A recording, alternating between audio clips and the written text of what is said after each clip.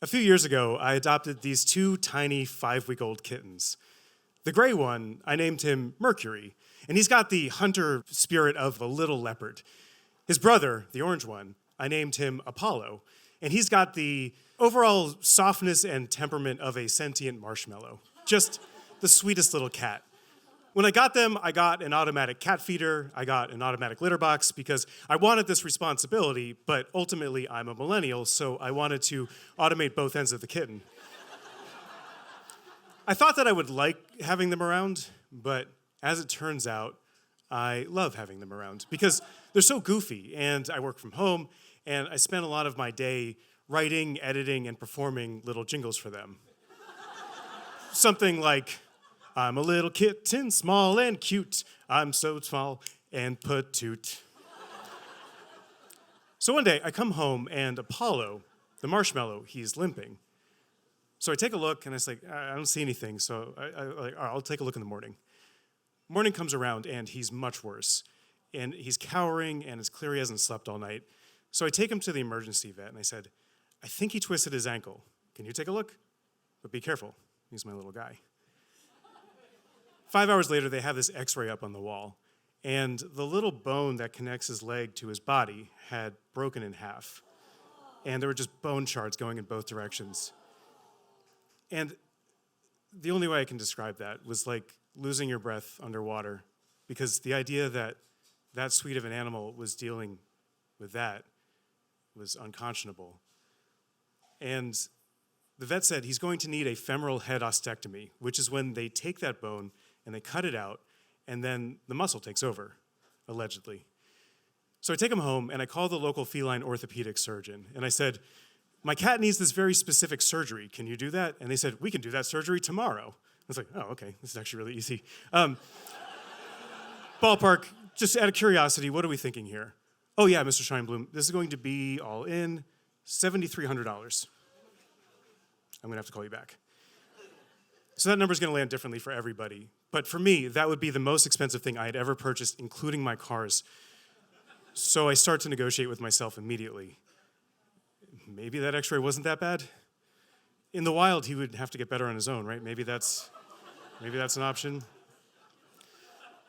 So I go to check on him, and by now he just has this 1,000-yard stare.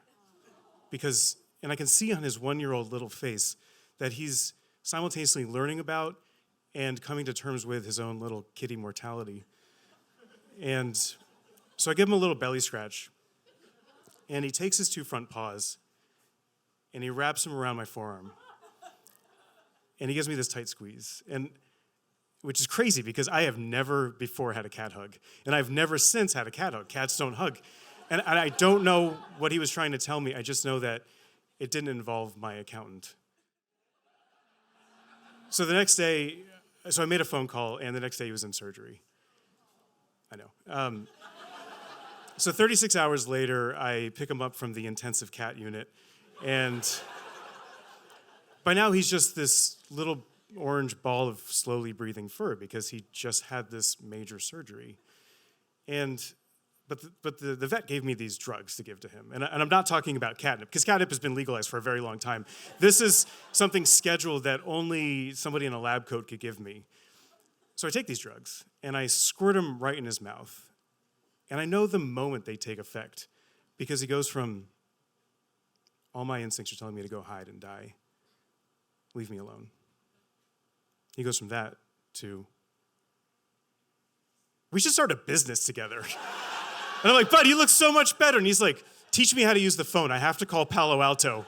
And he's trying to get on my shoulder. I'm like, bud, stop. You just had a major surgery. Bud, stop. You just had it. Because when he was a mini marshmallow, he would ride on my shoulder. And he's purring like a little Geiger counter. I'm like, bud, you can't do that. So I dial back his meds. And between that and just spending all of my time with him for 3 straight weeks, he started to get better. And then he got all better. And then he's completely recovered. And now he's back to annoying me on my Zoom calls and destroying my furniture and jumping up on the fridge, which is fairly remarkable regardless of surgery. So I'm happy for him. Reflecting on this, I think that we all want to believe that when life hands us these moments where we're challenged and are outnumbered, that we would be the kind of person to grab the doctor by the lapel and say, "You fix him no matter what." But the truth is I acted pragmatically and at times kind of slowly, and I'm not very proud of that.